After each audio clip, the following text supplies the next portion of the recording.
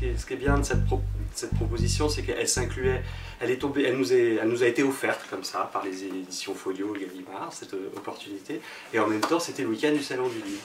Et on en a parlé à Gaëlle Firville, que je vous présente, qui est la directrice du Salon du Livre de Caen, et qui a été tout autant ravie d'accueillir cette proposition dans le cadre de la programmation du Salon.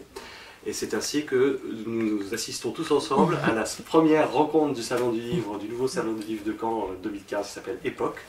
Et on remercie Gaëlle d'avoir bien voulu accueillir cette initiative. Tout le plaisir est pour nous. Voilà. Et puis on remercie aussi beaucoup l'association des étudiants de lettres modernes de l'Université de Caen, qui souhaite développer des partenariats avec nous, et qui était déjà intervenu pareillement lors de la rencontre avec notre amie Belinda Cannon. Et pareil, les étudiantes se sont plongées dans l'œuvre de Madame Grémillon et se proposent de présenter la rencontre et de l'animer. Voilà, je leur laisse la parole et merci à vous. Que toutes les trois, on s'est pas mal interrogé sur le fait de pourquoi avoir choisi de s'inspirer d'une histoire vraie. Qu'est-ce que ça a pu vous apporter et comment vous l'avez un peu retranscrit, modifié dans le roman? Alors en fait, cette phrase, en fait, qui est une phrase de départ du livre, a été par moi-même longtemps en suspens. Ça commence par « ce roman est inspiré d'une histoire vraie ». Ce que je dis souvent et ce que je pense profondément, c'est que l'écriture est quelque chose d'assez délicat, pour moi en tout cas, et que j'ai beaucoup d'hésitation globalement sur l'écriture, mais quand il y a quelque chose qui s'installe de manière très forte, très évidente, et qui vient là, qui s'installe, qui se pose, et qui semble évidente, je me dis si en plus je vais commencer à hésiter sur les évidences, ça ne se fera jamais ce livre. Et je savais que ce livre devait commencer par « ce roman est inspiré d'une histoire vraie ». Je savais aussi que c'était pas tout à fait vrai, parce qu'en fait, l'histoire en termes d'intrigue est inventée, c'est-à-dire tout ce qui se passe dans le roman. Par contre, l'histoire vraie, c'est le contexte historique. Et je voyais bien qu'il y avait la possibilité d'une mésentente, d'une incompréhension, et je me suis dit, et après tout, que chacun y entende ce qu'il souhaite. Est-ce que la fiction ne peut pas commencer dès cette première phrase, même si elle vous assène quelque chose qui semble être la vérité, et en fait, ça n'est pas l'exacte vérité. Et j'ai dit, allez hop, je la laisse cette phrase, parce qu'elle me plaît. En fait, pourquoi elle me plaît aussi? Parce qu'elle donne la note du roman, qui pour moi est un roman un peu grave.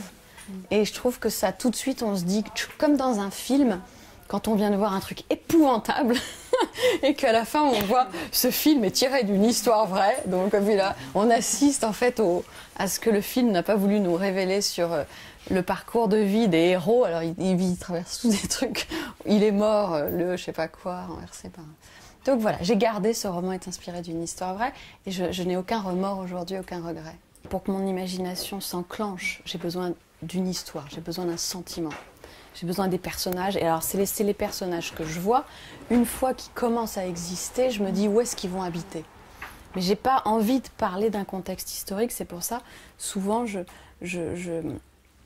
me permets vraiment d'insister sur le fait que pour moi, le contexte historique, c'est un décor, c'est même pas un personnage, c'est-à-dire que c'est une toile de fond sur laquelle des personnages vivent des drames. J'avais besoin que l'endroit où cette intrigue se situe serve l'intrigue, et lui donne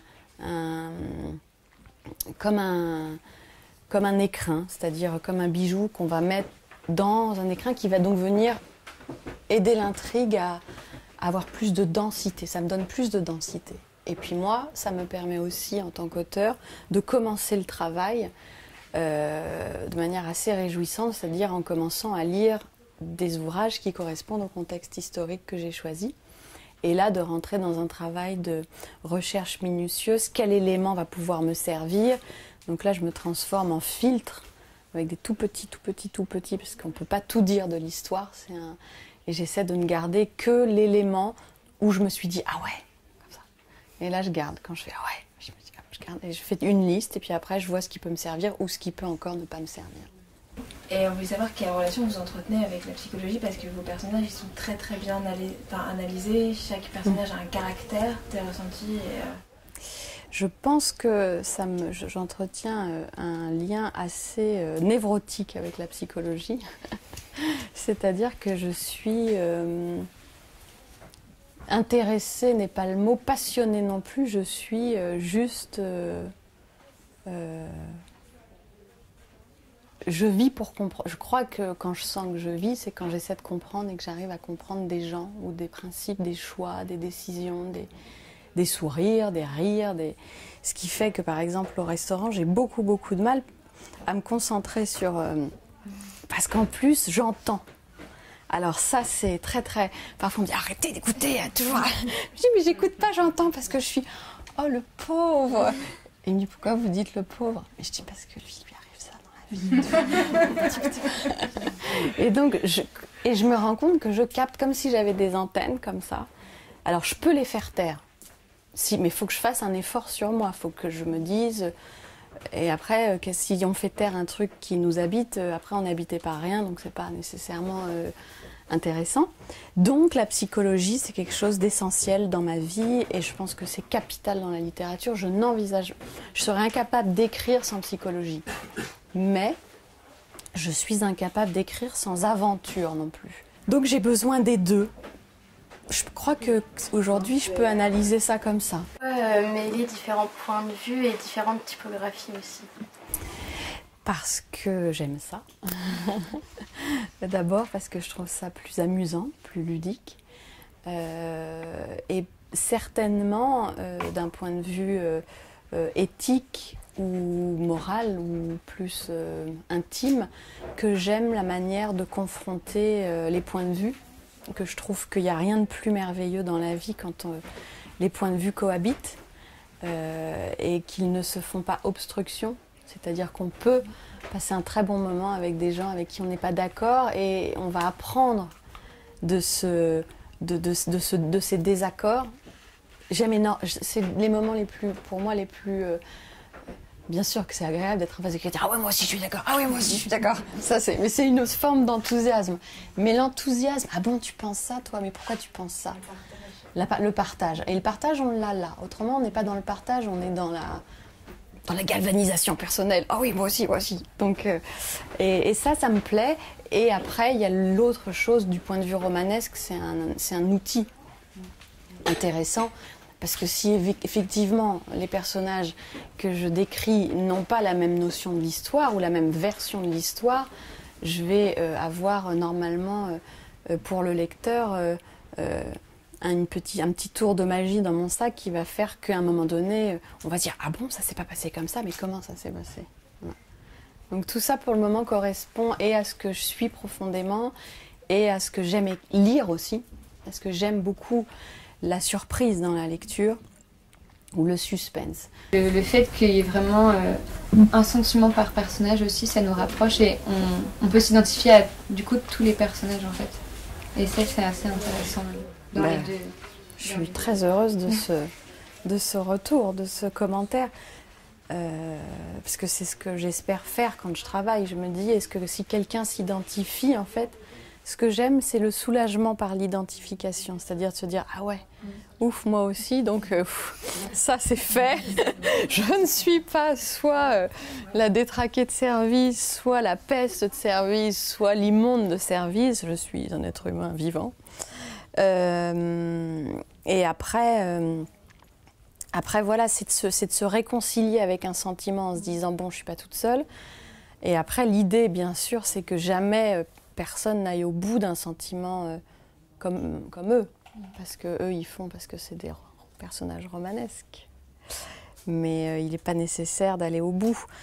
La jalousie et la stérilité et la jalousie en plus sont deux sentiments assez semblables en termes de fatalité grecque, c'est-à-dire que bien sûr, c'est pas la même chose. La stérilité, je pense, c'est quelque chose parce qu'on ne comprend pas, donc c'est injuste, donc c'est pas du tout comme la jalousie. C'est un dysfonctionnement physique en plus, alors que la jalousie est un dysfonctionnement psychique. Mais malgré tout, il y a un truc de on ne peut rien faire contre qui est très, comparable dans ces deux cas. Et j'étais, moi, toujours... la première pièce de théâtre que j'ai vue, c'était Phèdre, à la Comédie Française. Je m'étais ennuyée, je me souviens parfaitement. Je crois même que je m'étais endormie. Et quand j'ai lu Phèdre, Racine, c'est-à-dire que j'ai su que c'était ma grille de lecture des rapports humains, c'est-à-dire le côté... il y a une situation et puis il y a une fatalité, il y a un truc qui enferme, qui fait qu'on ne peut pas sortir, qu'on ne peut pas s'en... Et depuis Phèdre, depuis Racine, en tout cas, j'ai beaucoup d'amour, d'intérêt pour ces situations troubles et piégeantes. Mais vous parliez de stérilité dans le confident, mais finalement je trouve que dans La Garçonnière aussi, on retrouve ce rapport complexe à la maternité avec Lysandra, même s'il ne s'agit plus de stérilité propre. C'est vrai. Il y a quand même toujours un rapport avec la maternité. Il y a toujours un rapport avec la maternité, ouais. Et alors là, on m'aurait dit ça quand j'avais votre âge. Vous avez quel âge à peu près ? 20 ans. Moi, j'en avais rien à faire, quoi. Alors là, j'avais l'impression que j'étais stérile, mais pas au sens douloureux du terme, au sens d'incapacité, qui ne me mettait pas ni en porte-à-faux, ni en état de chagrin. Et les enfants, je les regardais vraiment du bout des yeux, comme ça m'a jamais beaucoup passionnée. Et de voir à quel point ça emprunte sur ma vie et sur mes livres, c'est assez stupéfiant, parce que même moi, je comprends pas très très bien. Mais j'ai tellement, en fait, peut-être parce que j'ai compris en ayant un enfant, pas avant de l'avoir, que c'était tellement essentiel. C'est-à-dire que je crois que c'est le truc pour lequel on est là. Donc à un moment donné, quand c'est un atavisme, on le sait ou on le sent. Mais je dis pas qu'on peut pas traverser une vie sans avoir d'enfant, c'est pas ça. C'est juste que moi j'ai été très très très surprise par l'impact que peut avoir la maternité sur une femme. Le confident, je savais comment ça se terminerait, La Garçonnière aussi, mais entre le savoir intellectuellement et en disant un tel vivra ou un tel mourra ou un tel, et le savoir en termes de ce qui va être écrit comme mot, en termes de mots, quand le confident, ça s'est arrêté avec le pull bleu, une histoire de pull, je me souviens plus du mot exact, je savais que c'était fini, j'ai levé le stylo, alors là, bon, c'est juste la joie ultime. C'est juste, ah, c'est plus ça aujourd'hui. Et on est sûr. Et pour le confident, c'est une fin réconciliante. Donc c'est une fin qui ne pose pas de problème à l'entourage de moi, en l'occurrence en fonction d'auteur. Par contre, La Garçonnière, la fin est une fin aussi un peu brutale et pas nécessairement réconciliante. Donc moi, je savais que c'était fini quand j'ai levé le crayon. Pas quand j'ai levé le crayon, quand j'ai écrit le dernier mot, je savais que c'était le dernier mot. Mais autour de moi, on m'a dit « Ah, mais tu veux pas quand même que ça se finisse un peu mieux ? Il faudrait que... » Et alors, pour le confident, parce qu'il y a une problématique de fin... il y a les happy end et je comprends, moi j'adore voir les trucs où ça se termine. Je déteste voir où je ne comprends pas comment ça se finit. C'est-à-dire la fin ouverte, j'ai envie de tuer tout le monde. Ah bon, c'est ça, c'est fini. Non mais donc ça marche pas. Mais par contre, je tolère les fins tristes, les fins, ben voilà, c'est fini, ça se finit comme ça devait se terminer comme ça. Et La Garçonnière, pour moi, devait se terminer comme ça. Et je suis une oreille quand même très attentive. Et d'ailleurs, je fais pas lire le livre à beaucoup de monde avant de le publier. Mais je dirais les 5 personnes qui le lisent sont des gens habilités à ce que je les entende. Donc je vais être très attentive à ce qu'ils me disent. Ça me sert, c'est précieux. Si je change la fin, je perds le livre. Je ne peux même pas expliquer pourquoi. Si je change la fin, je perds le livre. Le truc, c'est que c'est ça, la vie, et que la vie, parfois, c'est injuste, et que l'impunité, ça existe, et que parfois, les méchants, ils gagnent, et que les gentils, ils perdent. Parce qu'ils voulaient, alors voilà, je vous raconte maintenant, ils voulaient que, non pas bien sûr qu'elle s'en sorte, mais ils voulaient que le méchant... qui retrouve cette carte de visite. Mais enfin, tu peux le faire retourner dans la pièce, puis là, il voit la pièce de la carte de visite. Il voulait que le méchant soit puni. Et je lui dis, le méchant n'est pas puni. Le méchant n'est pas puni parce que dans la vie, le méchant n'est pas toujours puni. Et Voilà. Et c'est bien de le savoir. Et en particulier, et je m'en suis rendu compte en creux après, c'est que cette histoire, ce contexte historique, je l'ai précisément choisi parce que courait pendant toute cette période ce principe-là de l'impunité. L'impunité, ça veut dire ce que ça veut dire, pas puni. Pas puni. Et aujourd'hui, le système scolaire, on n'est pas toujours... Enfin, le principe de punition, d'abord, c'est une grande thématique, la punition. Qu'est-ce qu'une punition? Est-ce que c'est bien de punir, mal de punir? Dans quel cas? Mais parfois, il y a des grands méchants qui font du mal aux gens et qui sont pas retrouvés. C'est même pas qu'ils sont blanchis, parce que ça, c'est une autre étape. C'est-à-dire, on le trouve, mais on le blanchit. C'est là pas trouvé, parce que la vie, elle fait ces mailles là, des grandes mailles. Et aussi, je ne dis d'ailleurs pas ce dont je ne suis même pas encore sûre aujourd'hui. Je pense que Lisandra, c'est ce qu'on disait d'Alicia tout à l'heure. C'est peut-être aussi quelqu'un qui n'est pas au bon endroit de sa vie, qui n'a pas su être mobile, donc qui s'est étriqué dans son truc de jalousie. Et que si elle avait... J'ai pour conviction, et alors, parce que si c'était pas possible, que tout drame peut être dépassé, que tout trauma peut être dépassé. Simplement, il faut réussir à le faire. Alors ça, j'ai pas de règles, mais Lisandra fait partie certainement de ces gens traumatisés qui n'ont pas été mobiles, qui n'ont pas... pour récupérer un élan vital.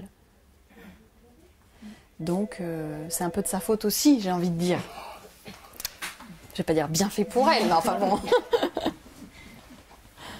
Et puis je me suis dit, bon allez, le troisième, on fera une autre happy end. Je vais pas toujours faire des happy end. Alors le troisième livre est en route. Eh ben non. Ça me fait un peu comme vous en même temps, c'est bien. C'est-à-dire que ça m'a tellement séché, la garçonnière. C'est pas que je peux plus lire, moi c'est que je peux plus écrire. Non, ben non, et c'est assez précieux cet échange parce que je me dis donc, si je dois revenir chez moi là et faire sur un papier ce dont j'ai besoin avant d'écrire, on a dit un personnage féminin avec un sentiment, avec un contexte historique, c'est-à-dire qu'il faudrait que je reprenne comme une recette de cuisine puis que je me dise, ok, donc j'ai besoin de ça, j'ai besoin de ça. Je l'ai pas. Cette histoire, je l'ai pas encore. Je la cherche tous les jours. Toutes les minutes, je la cherche, je crois. Toutes les minutes, j'y pense, mais je l'ai pas. Donc, je le fais pas.